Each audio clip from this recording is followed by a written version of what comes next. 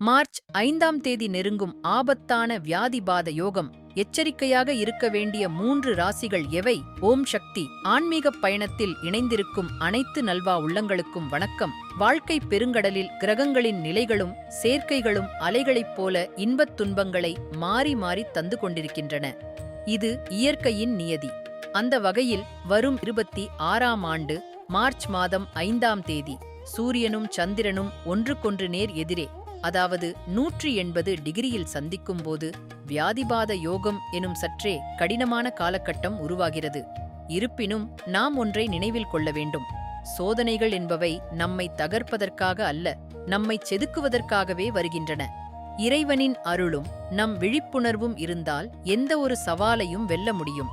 இந்த அசுப யோகத்தின் தாக்கம் அனைத்து ராசிகளிலும் இருந்தாலும் குறிப்பாக 3 ராசிக்காரர்கள் மிகுந்த கவனத்துடன் இருக்க அறிவுறுத்தப்படுகிறார்கள். முதலாவதாக சிம்ம ராசி. சிம்ம ராசி அன்பர்களே, இக்காலத்தில் வேலைப்பளு சற்றே அதிகரிக்கலாம். பணியிடத்தில் உயர் அதிகாரிகளுடன் பேசும்போது நிதானத்தை கடைபிடிப்பது அவசியம்.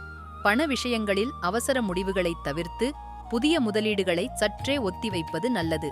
வாகனங்களை ஓட்டும்போது கூடுதல் கவனம் தேவை.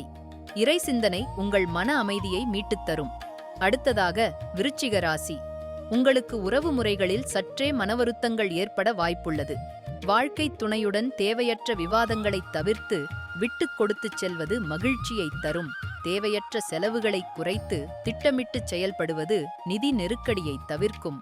பயணங்களின் போதும் ஆரோக்கியத்திலும் சற்றே அக்கறை காட்டுங்கள். இறுதியாக கும்ப ராசி. உங்களுக்கு சற்றே மன அழுத்தமும் பதட்டமும் எட்டி பார்க்கக்கூடும். எனவே எந்த ஒரு முக்கிய முடிவை எடுக்கும் முன்பும் ஆழமாகச் சிந்தித்துச் செயல்படுங்கள். யாருக்கும் கடன் கொடுப்பதை தவிர்ப்பது நல்லது. தூக்கமின்மை சோர்வை தரலாம். எனவே தியானம் மற்றும் யோகா மூலம் மனதை அமைதிப்படுத்துங்கள்.